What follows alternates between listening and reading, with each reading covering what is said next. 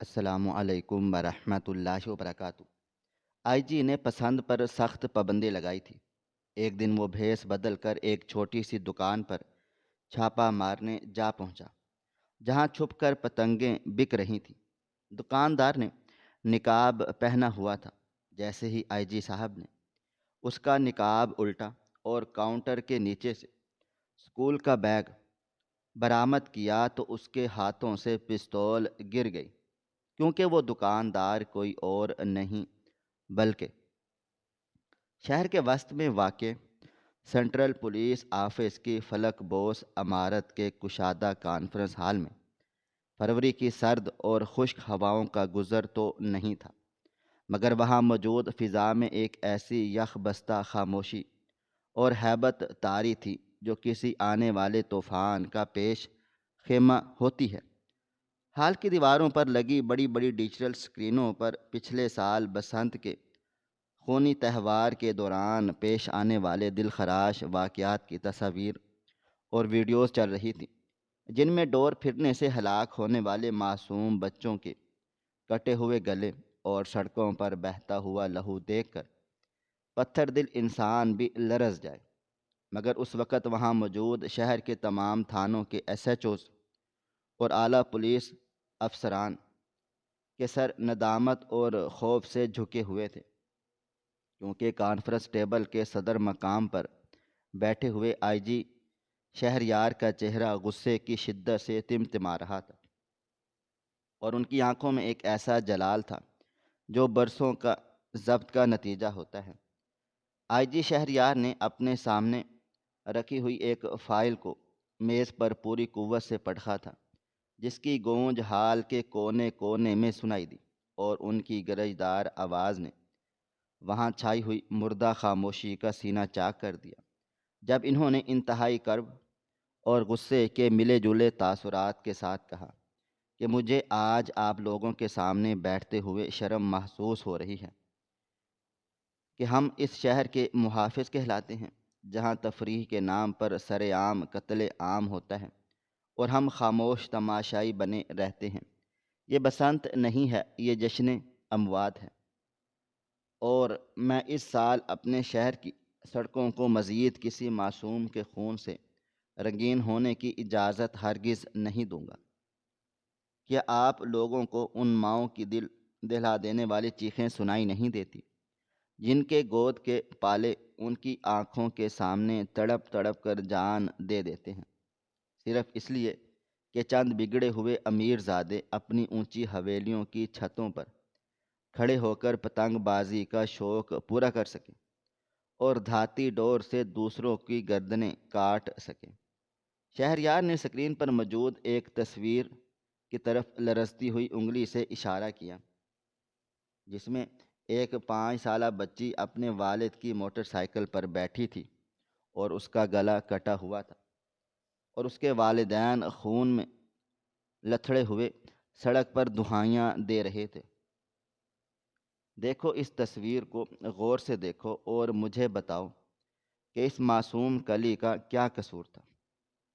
کیا اس کا جرم یہ تھا کہ وہ اس شہر میں پیدا ہوئی، جہاں قانون سے زیادہ قاتل ڈور کی حکمرانی ہے، یا اس کا جرم یہ تھا کہ ہم نااہل ہیں جو اس موت کے سامان کو بیچنے اور بنانے والوں کو نکیل نہیں ڈال سکے؟ میرے لیے پتنگ بیچنے والا اور زہر بیچنے والا برابر ہیں، کیونکہ دونوں ہی موت کا کاروبار کرتے ہیں اور منافع کماتے ہیں۔ میں آج آپ سب کو آخری بار تنبیہ کر رہا ہوں، اور یہ میرا حکم بھی ہے کہ اس بار اگر کسی علاقے کی حدود سے پتنگ بازی کی ایک بھی شکایت آئی، یا مجھے کوئی دکان کھلی نظر آ گئی جہاں یہ خونی کھیل کا سامان بک رہا ہوگا، تو وہاں کا ایس ایچ او اپنی وردی اتار کر گھر چلا جائے، کیونکہ مجھے اپنی فورس میں غفلت شار اور بے حس افسروں کی کوئی بھی ضرورت نہیں ہے۔ ہمیں ان سوداگروں کے دلوں میں قانون کا ایک ایسا خوف بٹھانا ہوگا کہ وہ ڈور کو ہاتھ لگاتے ہوئے بھی کانپیں۔ یہ چند لوگوں کا شوق نہیں، بلکہ ہزاروں خاندانوں کی بربادی ہے، اور ہم کسی کی عارضی خوشی کی خاطر کسی کے گھر کا چراغ ہمیشہ کے لیے گل نہیں ہونے دیں گے۔ شہریار کا لہجہ اتنا سخت، اٹل اور فیصلہ کن تھا کہ حال میں موجود ہر شخص کو یقین ہو گیا کہ اس بار کوئی سفارش یا رشوت کام نہیں آئے گی اور کوتاہی کی سزا بہت عبرتناک ہوگی۔ آئی جی صاحب نے اپنی بات جاری رکھتے ہوئے کہا، میں صرف آپ کو رپورٹس پر بھروسہ کرنا نہیں کروں گا، بلکہ میں خود بھیس بدل کر شہر کی تنگ و تاریک گلیوں کا دورہ کروں گا، اور جہاں مجھے یہ دھندا ہوتا ہوا نظر آیا وہاں میں قانون کا ایسا شکنجہ کسوں گا کہ ان کی نسلیں یاد رکھیں گی۔ انسانی جان سے بڑھ کر کائنات میں کوئی چیز بھی مقدس نہیں ہے، اور اس کی حفاظت ہماری اولین ذمہ داری ہے۔ میٹنگ ختم ہونے کے بعد جب افسران باہر نکلے تو ان کے چہرے پر ہوائیاں اڑی ہوئی تھیں، مگر آئی جی شہریار اپنی کرسی پر بیٹھے ابھی تک اسی بچے کی تصویر کو دیکھ رہے تھے، اور ان کی آنکھوں میں ایک نمی تھی جو ان کے سخت گیر افسر ہونے کے پیچھے چھپے ایک درد مند باپ کے دل کی عکاسی کر رہی تھی، کیونکہ وہ جانتے تھے کہ قانون کی حکمرانی صرف کاغذوں میں نہیں بلکہ سڑکوں پر بھی نظر آنی چاہیے، اور اس کے لیے انہیں خود میدان میں اترنا پڑے گا۔ دوسری طرف شہر کی چکا چوند روشنیوں سے دور ایک پسماندہ اور گنجان آباد علاقے کی تنگ گلیوں میں واقع ایک بوسیدہ اور خستہ حال مکان میں غربت اور بے بسی کا راج تھا، جس کی ٹپکتی ہوئی چھت اور سلی ہوئی دیواریں مکینوں کی حالت زار کا نوحہ پڑ رہی تھی۔ یہ مکان شہید کانسٹیبل رحیم کا تھا، جس نے 3 سال پہلے ایک خطرناک پولیس مقابلے میں دہشت گردوں کا مقابلہ کرتے ہوئے اپنی جان کا نذرانہ پیش کر کے محکمہ پولیس کا سر فخر سے بلند کر دیا تھا اور اپنے سینے پر گولیاں کھائیں تھیں، مگر اس کے جانے کے بعد محکمہ اور سماج اس خاندان کو ایسے بھول گیا جیسے وہ کبھی تھا ہی نہیں۔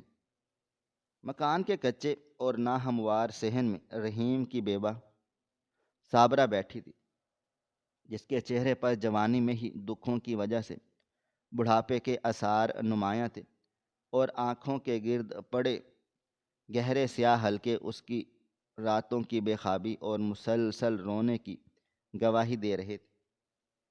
اس کے سامنے زمین پر اس کا 10 سالہ بیٹا بلال بیٹھا تھا، جو اپنی پھٹی ہوئی اسکول کی کتاب کو شفاف ٹیپ سے جوڑنے کی ناکام کوشش کر رہا تھا۔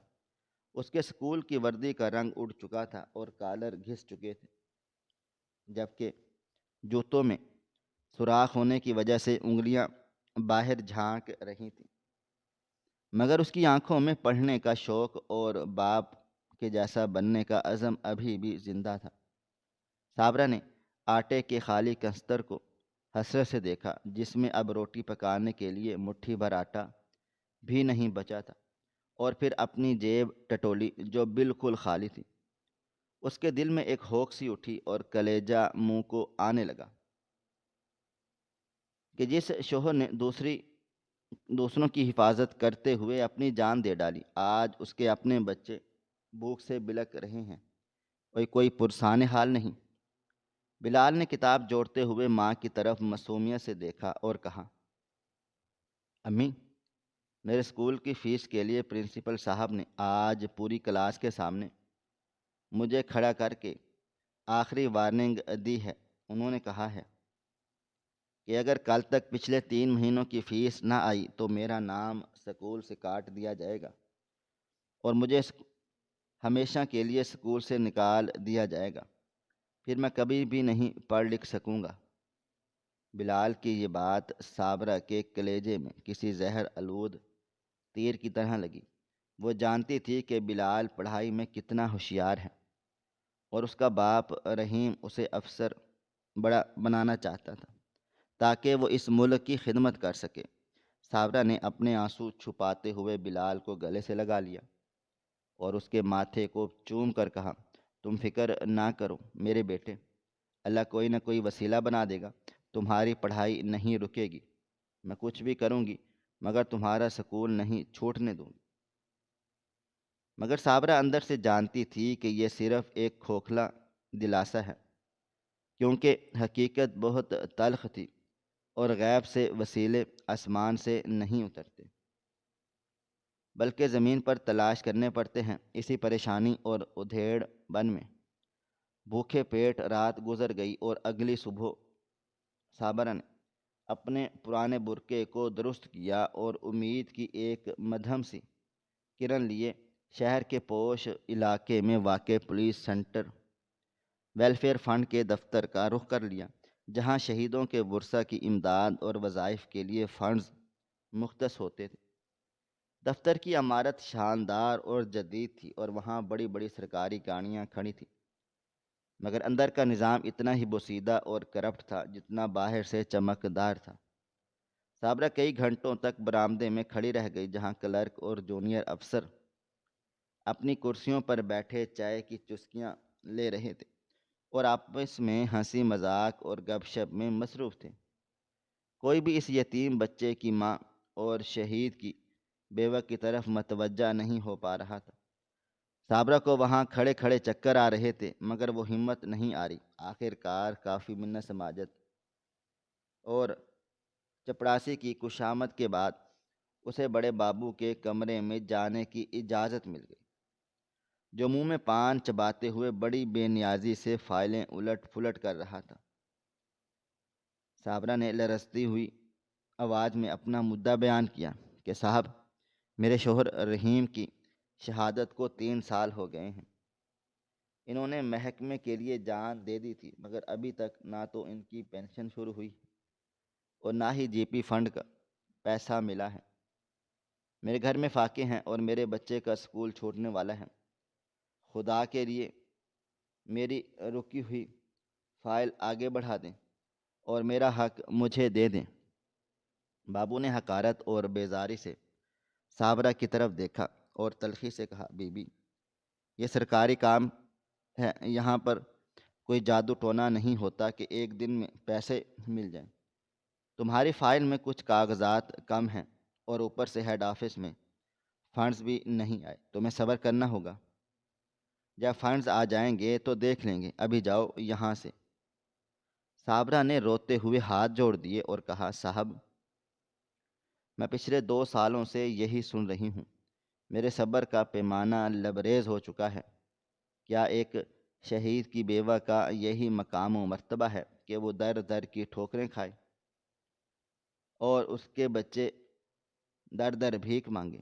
بابو نے غصے سے میز پر ہاتھ مارا اور کہا، دیکھو بی بی، جذباتی ڈرامہ مت کرو۔ یہاں روزانہ سینکڑوں بیوائیں آتی ہیں، اگر ہم سب کی سننے لگیں تو کام کیسے ہوگا؟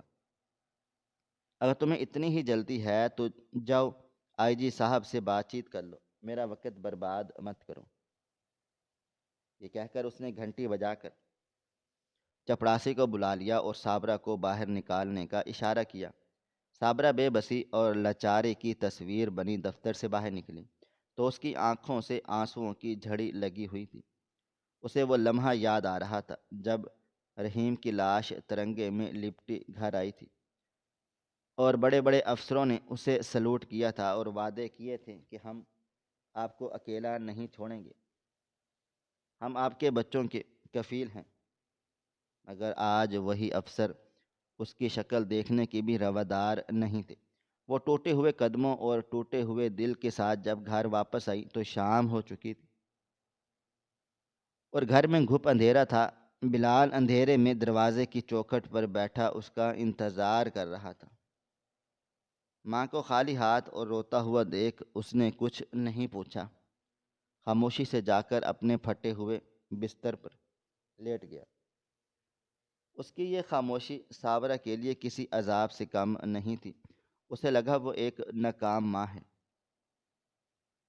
جو اپنے بچے کی چھوٹی سی خواہش اور ضرورت بھی پوری نہیں کر سکتی۔ رات کا پچھلا پہر تھا، بھوک اور مایوسی نے ڈیرے ڈال رکھے تھے جب دروازے پر ایک مدھم اور محتاط سی دستک ہوئی۔ صابرہ ڈر گئی کہ اس وقت کون ہو سکتا ہے۔ اس نے کانپتے ہوئے ہاتھوں سے کنڈی کھولی تو سامنے محلے کا ایک شخص کھڑا ہوا تھا جسے سب شکور بھائی کہتے تھے۔ شکور علاقے میں غیر قانونی کاموں کا دلال مشہور تھا اور وہ جانتا تھا کہ صابرہ کی کیا مجبوری ہے اور اس کے گھر کے حالات کیا ہیں۔ شکور نے ادھر ادھر دیکھا کہ کوئی دیکھ تو نہیں رہا اور دھیمی سرگوشی نما آواز میں بولا، بھابھی میں جانتا ہوں آپ بہت زیادہ پریشان ہیں۔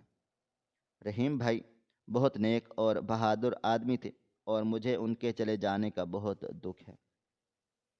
میں آپ کی مدد کرنا چاہتا ہوں کیونکہ محلے داری کا بھی کوئی حق ہوتا ہے۔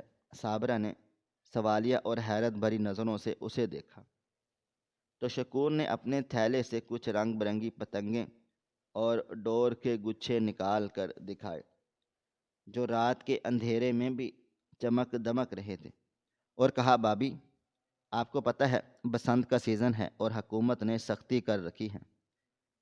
آئی جی صاحب کے حکم پر دکانوں پر چھاپے پڑ رہے ہیں اور دکانیں بند ہیں، مگر گاہک منہ مانگے پیسے دینے کو تیار ہیں۔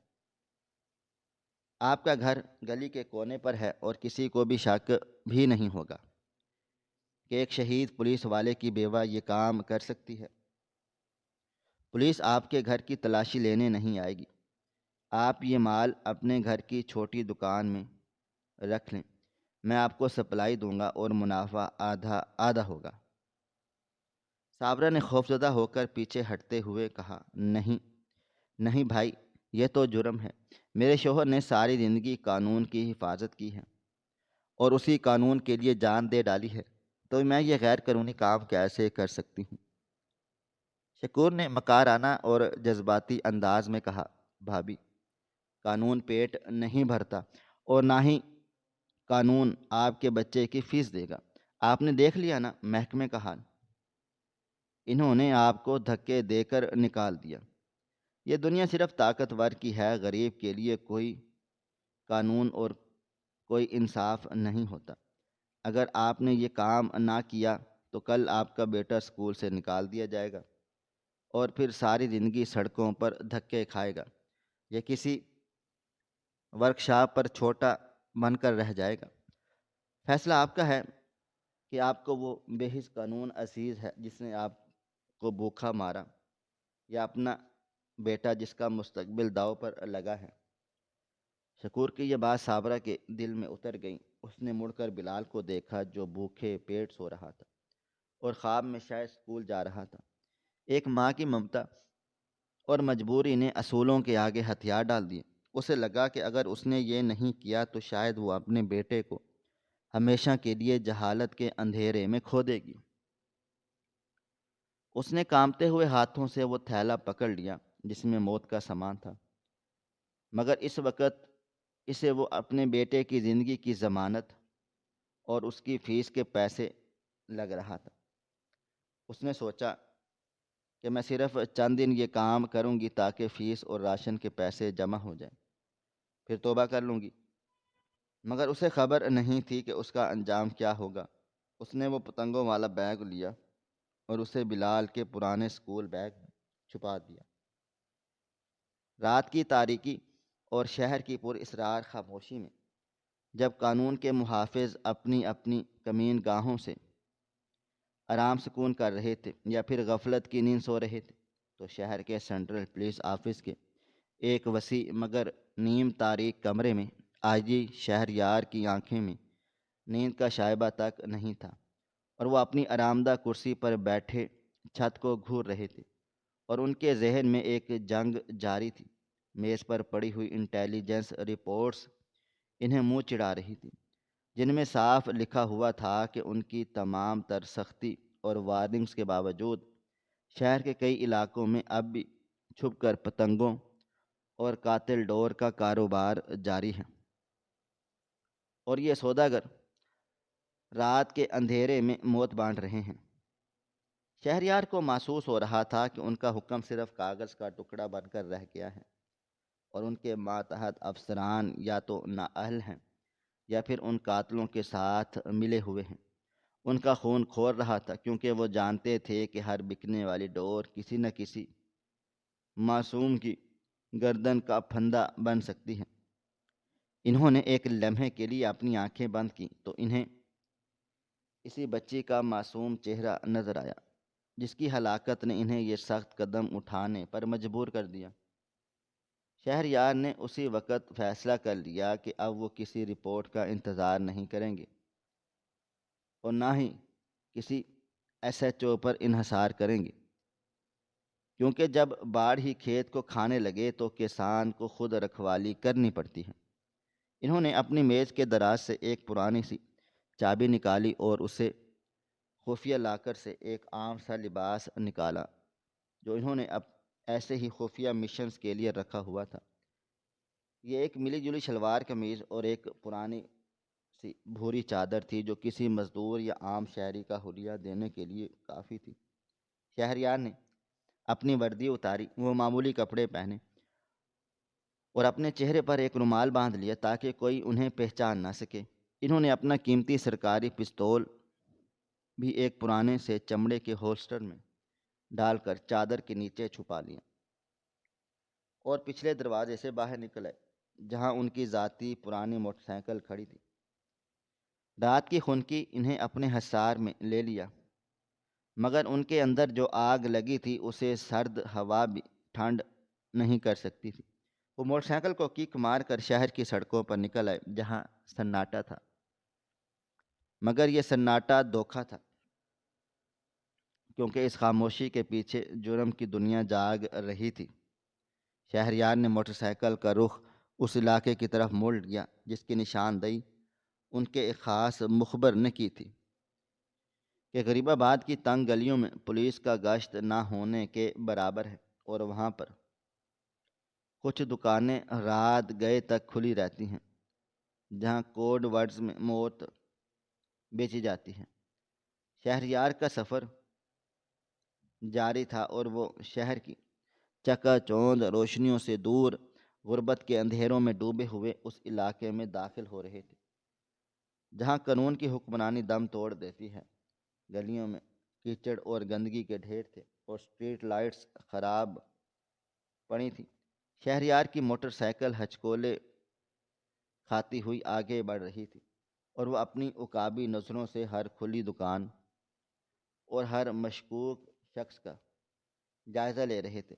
انہیں اپنے سینے میں ایک عجیب سی گھٹن محسوس ہو رہی تھی کہ اسی شہر میں ایک طرف امرا کی بلند و بالا حویلیاں ہیں جہاں سے جشن کی تیاریاں ہو رہی ہیں، اور دوسری طرف یہ کچی آبادیاں ہیں جہاں لوگ چند روپیوں کی خاطر دوسروں کی جان لینے کا سامان بیچنے پر مجبور ہیں۔ شہریار کا دل کر رہا تھا کہ وہ چیخ چیخ کر اس شہر کو جگا دے، مگر انہیں خاموشی سے اپنے شکار تک پہنچنا تھا۔ ادھر دوسری طرف اسی غریب آباد کی ایک تنگ اور تاریک گلی کے نکڑ پر اس چھوٹے سے بوسیدہ مکان میں صابرہ کی حالت کسی مجرم کی جیسی تھی۔ وہ اپنے گھر کے باہر والے کمرے میں، جیسے اس نے عارضی دکان بنا رکھا تھا، ایک سٹول پر بیٹھی تھی اور اس کا دل سوکھے پتے کی طرح کانپ رہا تھا۔ باہر سے آنے والی ہر آہٹ پر اس کا رنگ فک ہو جاتا تھا اور اسے لگتا تھا کہ شاید پولیس آ گئی ہے، مگر آج وہ قانون کی محافظ نہیں بلکہ قانون کی مجرم بن کر بیٹھی تھی۔ دکان کے اندر ایک مدھم سا بلب جل رہا تھا جس کی زرد روشنی میں غربت اور بے بسی نمایاں ہو رہی تھی۔ کاؤنٹر کے پیچھے چھپے زمین پر ایک پرانی سی چادر بچھی تھی جس پر اس کا 10 سالہ بیٹا بلال بیٹھا اپنا ہوم ورک کر رہا تھا۔ بلال کے سامنے اس کا اسکول بیگ پڑا تھا جو جگہ جگہ سے پھٹا ہوا تھا اور جسے صابرہ نے کئی بار سی کر قابل استعمال بنا دیا۔ بلال اپنی پڑھائی میں مگن تھا اور اسے خبر نہیں تھی کہ اس کی ماں کس اذیت سے گزر رہی ہے۔ صابرہ بار بار بلال کو دیکھتی اور پھر اپنی نظریں چرا لیتی کیونکہ اسے شرمندگی محسوس ہو رہی تھی کہ اس نے بلال کی فیسیں اور گھر کا راشن پورا کرنے کے لیے شکور کی بات مان لی تھی۔ اسے اپنے شوہر رحیم کا چہرہ یاد آ رہا تھا جو ہمیشہ رزق حلال کی تلقین کرتا تھا۔ صابرہ نے ایک ٹھنڈی آہ بھری اور سوچا کہ کاش رحیم زندہ ہوتے تو اسے یہ دن نہ دیکھنا پڑتا۔ دکان کے کاؤنٹر کے نیچے اندھیرے میں وہی اسکول بیگ رکھا گیا تھا جو بظاہر کتابوں کے لیے تھا، مگر آج اس کے اندر علم کی روشنی نہیں بلکہ موت کا اندھیرا چھایا ہوا تھا، چھپا بھی تھا۔ جو شگون مال دے کر گیا تھا وہ صابرہ نے ڈر کے مارے کسی شیلف یا بوری میں نہیں رکھا تھا، بلکہ بلال کے اسی پرانے اسکول بیگ میں ٹھونس دیا تھا، تاکہ اگر کوئی آئے بھی تو اسے شک نہ ہو کہ یہ پتنگوں کا بیگ ہے۔ صابرہ کے لیے یہ بیگ اب ایک بوجھ بن چکا تھا۔ وہ چاہتی تھی کہ جلد از جلد کوئی گاہک آ جائے اور یہ سارا مال لے کر چلا جائے، تاکہ اس کی جان چھوٹ جائے اور وہ ان پیسوں سے بلال کی فیس ادا کر سکے، سکون کی سانس لے۔ مگر ساتھ ہی وہ ڈر بھی رہی تھی کہیں کوئی ایسا گاہک نہ آ جائے جو اس کی بربادی کا سبب بن جائے۔ اسی کشمکش اور خوف کے عالم میں وقت رینگ رہا تھا کہ اچانک گلی میں ایک موٹر سائیکل کے رکنے کی آواز آئی اور پھر بھاری قدموں کی چاپ سنائی دی۔ صابرہ کا دل حلق میں آ گیا۔ اس نے جلدی سے اپنے چہرے پر نقاب اوڑھ لیا تاکہ کوئی اسے پہچان نہ سکے۔ بلال نے بھی سر اٹھا کر دروازے کی طرف دیکھا، جہاں ایک سایہ نمودار ہوا تو یہ شہریار تھا، جو ایک عام گاہک کے روپ میں دکان کے دروازے پر کھڑا تھا۔ اس نے اپنے چہرے کو چادر سے ڈھانپ رکھا تھا اور صرف اس کی آنکھیں نظر آ رہی تھیں، جن میں تھکن اور تلاش تھی۔ شہریار نے دکان کا جائزہ لیا۔ دکان بظاہر ایک چھوٹی سی کریانہ سٹور لگ رہی تھی، جہاں ٹافیوں کے جار اور بسکٹ کے پیکٹ رکھے ہوئے تھے، مگر فضا میں ایک عجیب سا تناؤ تھا۔ شہریار آہستہ آہستہ قدموں سے چلتا ہوا کاؤنٹر کے قریب آ گیا اور اپنی آواز کو بھاری اور لجاجت بھر بناتے ہوئے بولا، سلام باجی، دکان کھلی ہے؟ سائمہ نے کانپتی ہوئے آواز میں جواب دیا، جی بھائی کھلی ہے، مگر اب بند کرنے کا وقت ہے۔ آپ کو کیا چاہیے، جلدی بتائیں۔ صابرہ چاہتی تھی کہ یہ شخص جلدی سے چلا جائے تاکہ وہ شٹر گرا سکے۔ شہریار نے ادھر ادھر دیکھا اور پھر جھک کر سرگوشی کے انداز میں کہا، باجی میں بہت دور سے آیا ہوں، میرے بچے گھر پر رو رہے ہیں، انہیں بسنت کے لیے کچھ ضروری سامان چاہیے۔ مجھے پتہ چلا ہے کہ یہاں سے اچھی چیزیں مل جاتی ہیں، کیا کچھ رنگین کاغذ اور ڈور ملے گی؟ شہریار نے جان بوجھ کر کوڈ ورڈ استعمال نہیں کیا بلکہ سیدھی بات کی تاکہ رد عمل دیکھ سکے۔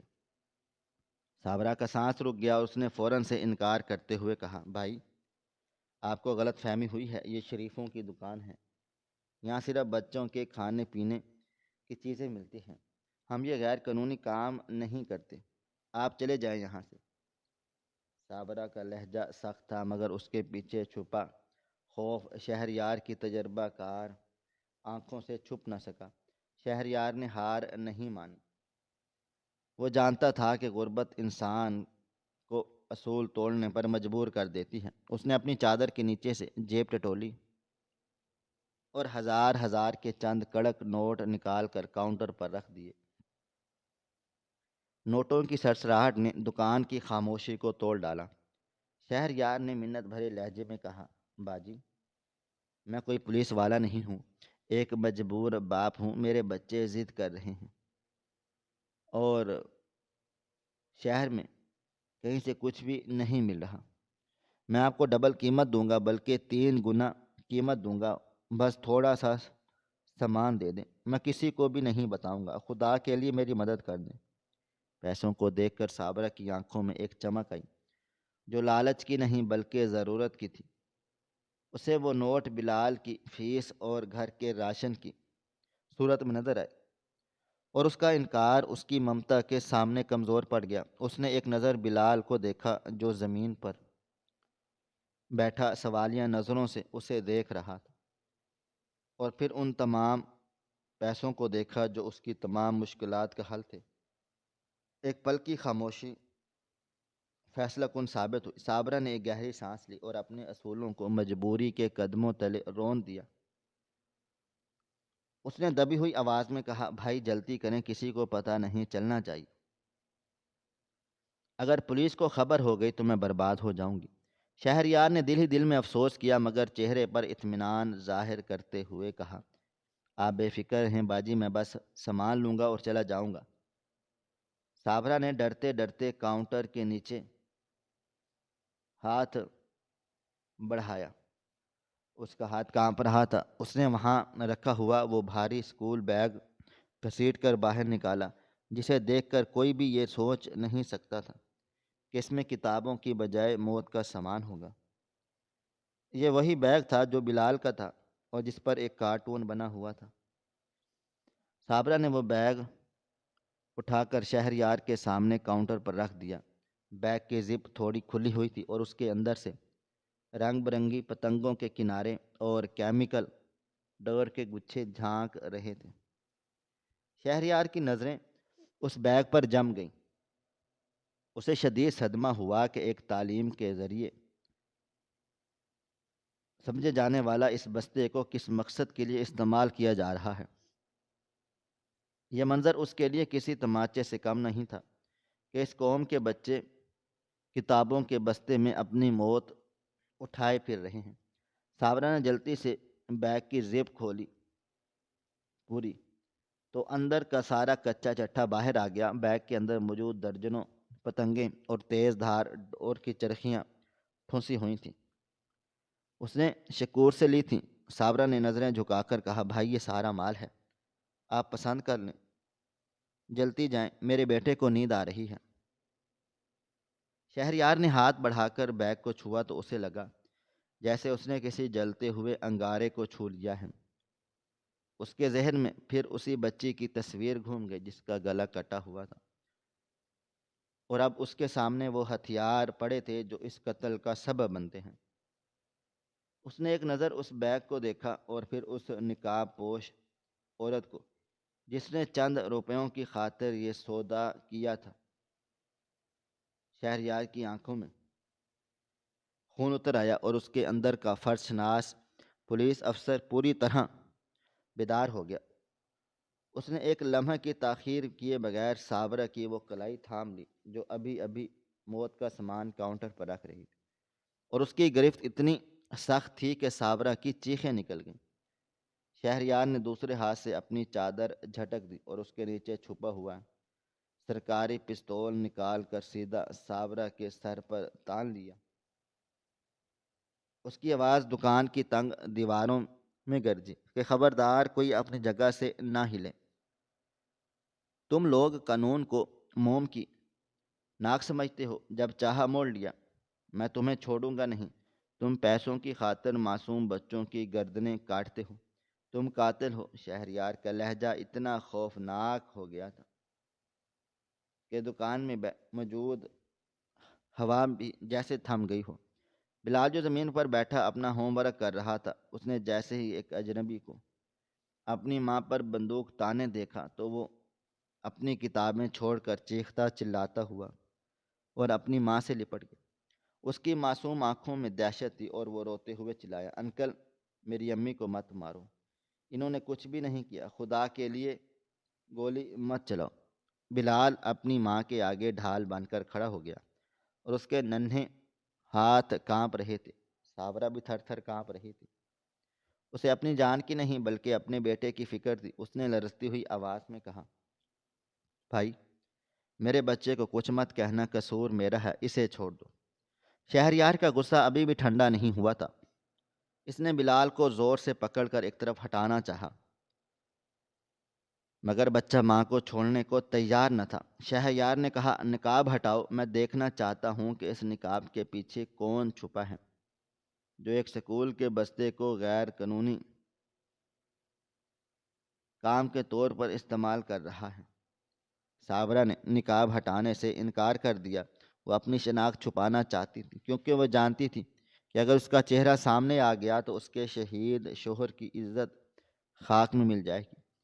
شہریار نے صابرہ کی مذمت دیکھ کر خود آگے بڑھ کر اس کے چہرے سے نقاب نوچ لیا، اور جیسے ہی وہ پرانا اور پیوند زدہ نقاب ہٹا اور دکان کے مدھم بلب کی روشنی صابرہ کے چہرے پر پڑی تو وقت جیسے وہیں تھم گیا۔ کائنات کی گردش رک گئی اور شہریار کے وجود پر جیسے بجلی گر پڑی۔ اس کے حلق سے ایک گھٹی ہوئی اور بے یقینی سی آواز نکلی، بھابھی۔ یہ ایک لفظ نہیں تھا بلکہ ایک سوال تھا جس نے شہریار کی روح کو جھنجھوڑ کر رکھ دیا۔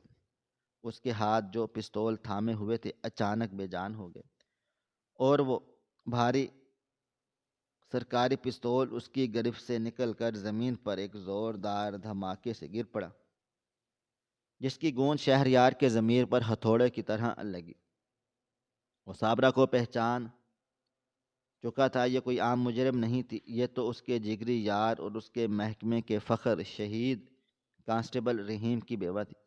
وہی رحیم جس نے 3 سال پہلے ایک خطرناک مقابلے میں شہریار کی جان بچانے کے لیے اپنے سینے پر گولیاں کھا لی تھیں اور اس کی باہوں میں دم توڑ دیا تھا، اور توڑتے ہوئے کہا کہ سر، میرے بعد میرے بچوں کا خیال رکھنا۔ شہریار کو وہ منظر یاد آ گیا جب رحیم خون میں لتھڑا ہوا تھا اور اس شہریار نے اس کے ٹھنڈے ہوتے ہوئے ہاتھوں کو تھام کر وعدہ کیا تھا کہ رحیم تم فکر نہ کرو، تمہارے بچے میرے بچے ہیں، میں انہیں کبھی بھی تنہا نہیں چھوڑوں گا۔ مگر آج 3 سال بعد اسی رحیم کی بیوہ اور اس کے سامنے ایک مجرم کے روپ میں کھڑی تھی، اور وہ خود اس کے سر پر بندوق تانے کھڑا تھا۔ شہریار کے پیروں تلے سے زمین نکل گئی، اسے اپنی وردی، اپنا عہدہ اور اپنا وجود بہت حقیر اور گندا محسوس ہونے لگا۔ اس کی آنکھوں کے سامنے اندھیرا چھا گیا اور وہ لڑکھڑا کر پیچھے ہٹا۔ صابرہ نے جب دیکھا کہ سامنے کھڑا شخص کوئی اور نہیں بلکہ اس کے شوہر کا افسر آئی جی شہریار ہے تو وہ شرم سے زمین میں گڑ گئی۔ اس نے فوراً سے اپنا چہرہ دوپٹے میں چھپا لیا اور پھوٹ پھوٹ کر رونے لگ گئی۔ اس کی سسکیوں نے دکان کے سناٹے کو ماتم میں بدل دیا۔ شہریار کی زبان گنگ ہو چکی تھی، وہ کچھ بولنا چاہتا تھا مگر الفاظ اس کا ساتھ چھوڑ گئے۔ اس کی نظریں زمین پر گرے ہوئے پستول اور کاؤنٹر پر رکھے ہوئے اسکول بیگ پر جم گئیں، وہ بیگ جو ابھی تک کھلا پڑا تھا اور جس میں سے رنگ برنگی پتنگیں جھانک رہی تھیں۔ شہریار نے کانپتے ہوئے ہاتھوں سے وہ بیگ اپنی طرف کھینچا۔ اسے لگا تھا کہ شاید اس میں مزید کچھ ایسا ہے جو اسے دیکھنا چاہیے۔ اس نے غصے اور دکھ کی ملی جلی کیفیت میں بیگ کو الٹا کر دیا تو پتنگوں اور ڈور کے گچھوں کے ساتھ ایک مڑا توڑا کاغذ کا ٹکڑا بھی کاؤنٹر پر گر پڑا۔ شہریار نے وہ کاغذ اٹھا لیا۔ یہ ایک سکول کا نوٹس تھا جس پر سرخ روشنائی سے لکھا تھا کہ محترم والدین، بلال کی پچھلے 3 ماہ کی فیس ادا نہیں کی گئی۔ اگر کل تک واجبات مکمل ادا نہ ہوئے تو بچے کا نام سکول سے خارج کر دیا جائے گا اور اسے امتحان میں بیٹھنے کی اجازت نہیں ہوگی۔